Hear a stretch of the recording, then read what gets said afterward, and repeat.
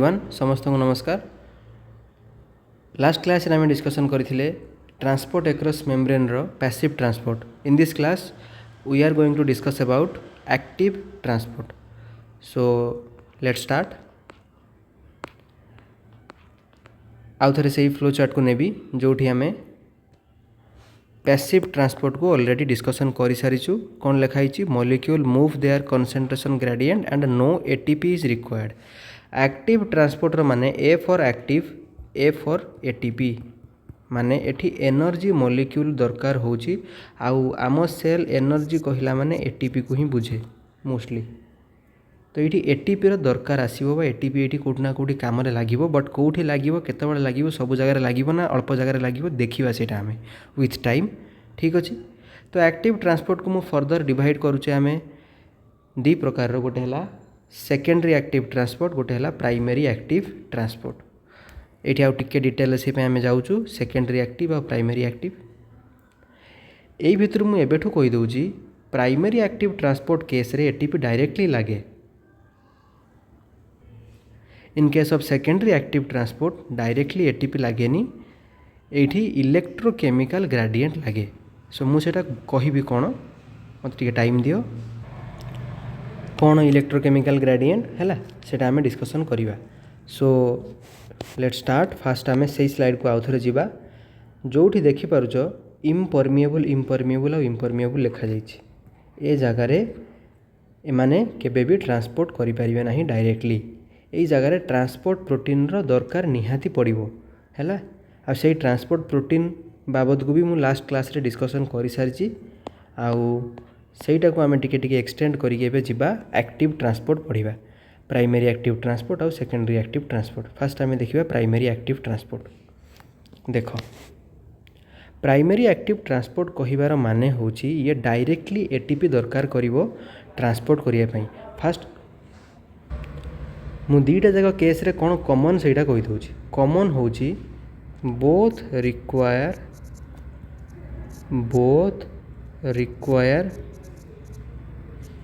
Transport proteins, both require transport proteins.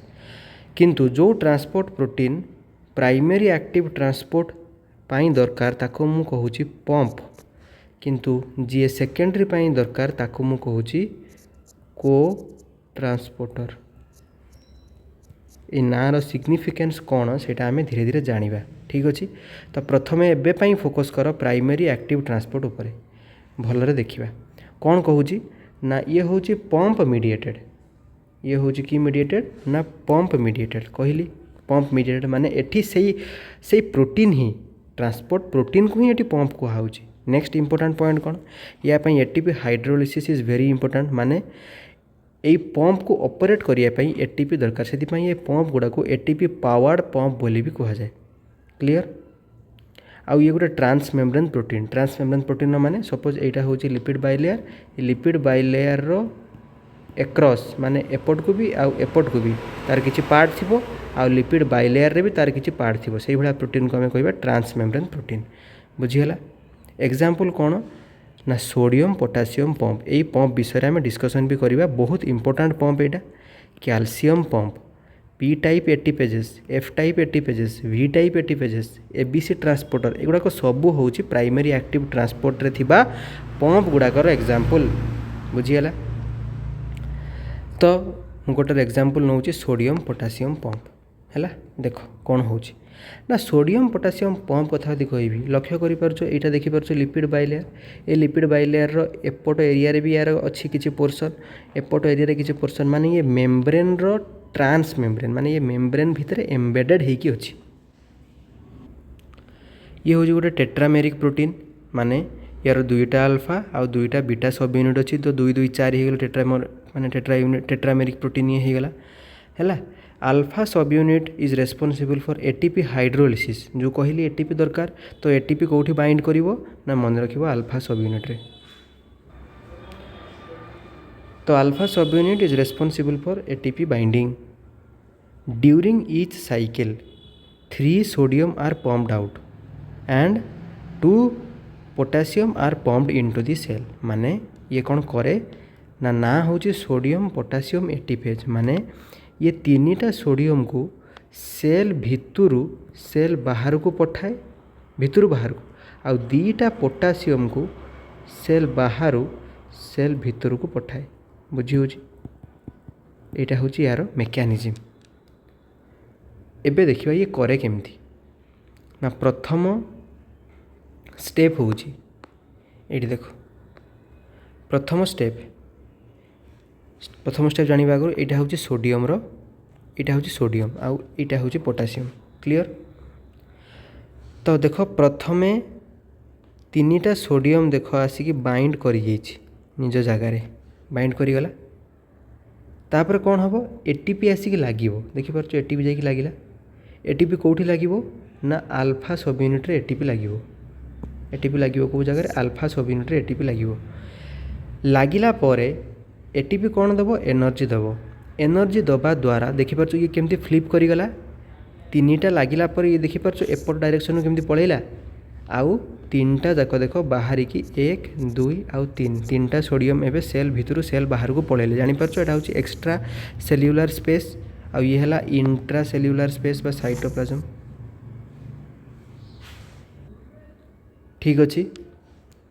तो extra cellular space को 3टा sodium पलैला आउ देख से एक्सट्रा सेल्युलर स्पेस रे थिबा 2टा पोटासियम आसिक बाइंड करीगले आउ जेतबले पुणी से भितर को फ्लिप करके 2टा पोटासियम को आनिकी भितर छाड़देला।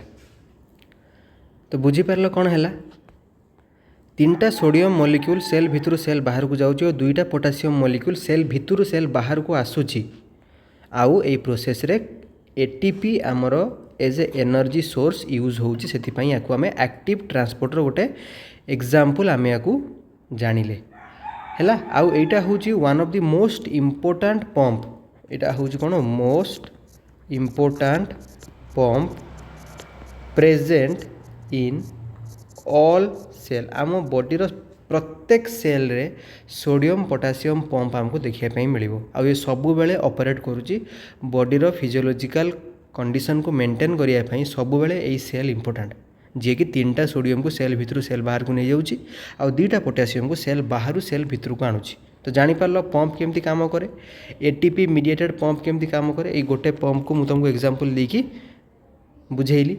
Now coming to secondary active transport जहाँ को आमे कहिबा कौन कैरियर मीडिएटेड ट्रांसपोर्ट ये सेकेंडरी एक्टिव ट्रांसपोर्ट है भलरे बुझा टे मुझे तुमको ड्र करके बुझाऊँगी बुझापी चेष्टा कर देख मु फास्ट बनईदेली प्लाज्मा मेम्ब्रेन रो 2टा लिपिड बाइलेयर आगे बनईदेली है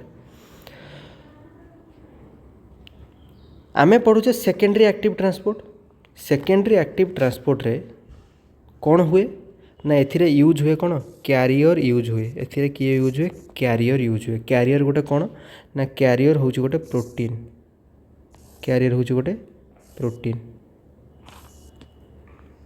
तो ये कैरियर प्रोटीन यूज हुए कौन करे ये कैरियर प्रोटीन ना सपोज ये हूँ मॉलिक्यूल नंबर 1 ये हूँ मॉलिक्यूल नंबर 2 तो कैरियर प्रोटीन कौन करिवो ना मॉलिक्यूल नंबर 1 को भी ट्रांसपोर्ट करेबो मॉलिक्यूल नंबर 2 को भी ट्रांसपोर्ट करेबो बट केस होची कौन ना धरिकी चलो मॉलिक्यूल नंबर 1 तो कौन कहली मु मॉलिक्यूल नंबर 1 रो कंसंट्रेशन एक्सटेरियर सरफेस रे अधिका अछि आ इंटीरियर सरफेस रे टिके कम अछि क्लियर बट मॉलिक्यूल 2 रो कंसंट्रेशन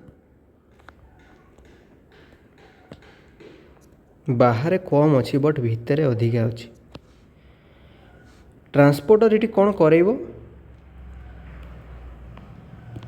ट्रांसपोर्टर देख मॉलिक्यूल नंबर 1 रो कंसंट्रेशन जेतु बाहर अधिका सॉरी ये आराम रे बाहर भितर को एलोंग दी कंसंट्रेशन ग्रेडिएंट आनी पारिबो ना आनी पारिबोनी यस तो ये जो एलोंग दी कंसंट्रेशन ग्रेडिएंट रे आराम से आनिला एठू जो एनर्जी रिलीज होबो एई एनर्जी को यूटिलाइज करिकी यही मॉलिक्यूल को निजर एगेंस्ट दी कॉन्सेंट्रेशन सी ट्राभेल करेइबो।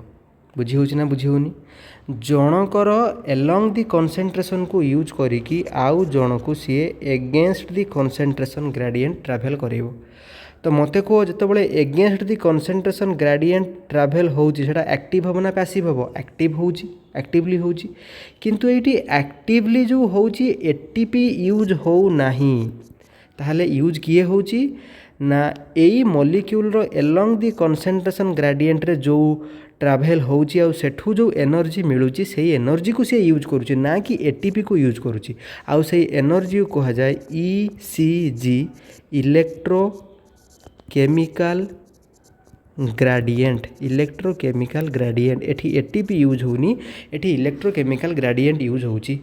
सेथिपाई ए प्रकार ट्रांसपोर्ट को आम ट्रांसपोर्टर को कहूँ सेकेंडरी एक्टिव ट्रांसपोर्ट। ये प्राइमरी नुहे जो एटीपी यूज हम सहीटा हूँ तुम हूँ प्राइमरी एक्टिव ट्रांसपोर्ट। बुझीगला ना बुझीगलानी? एबे तुम मत कह मॉलिक्यूल 1 हो कि 2 हो ट्रांसपोर्टटा गोटे डायरेक्शन में होची ना अलग अलग डायरेक्शन में होची ना? गोटे डायरेक्शन में होची। देखि पारछ गोटे डायरेक्शन में होची। सेथिपाई ए प्रकार ट्रांसपोर्टर ना होची सिम्पोर्ट। सिम्पोर्ट बुझीगला?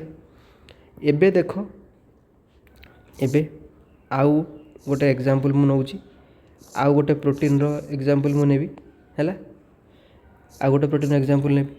एठी आमे कोन करिबा ना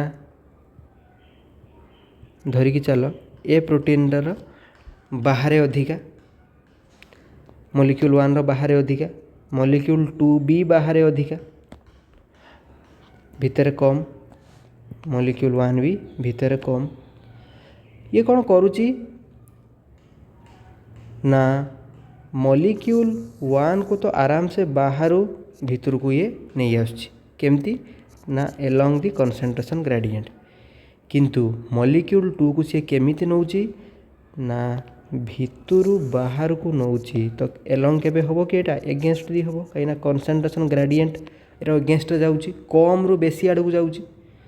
तो एठू जो एनर्जी ताको मिलिला ए एनर्जी को यूटिलाइज करिकी सी या को ट्रांसपोर्ट करोची। तो मते को ट्रांसपोर्टटा अलग डायरेक्शन होची ना सेम डायरेक्शन होची? अलग डायरेक्शन होची। और जेहेतु अलग डायरेक्शन होची यार ना हे जिवो कोन एंटीपोर्ट।